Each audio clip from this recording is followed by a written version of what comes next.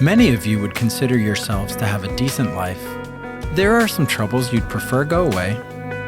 There are a few extra things you wish you had, but maybe you'd call it a good life overall. You know where your next meal is coming from.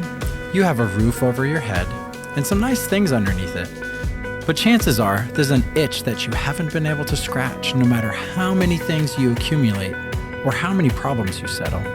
Deep down inside, you don't just want a sample of the good life. You don't just want a taste. You want something more.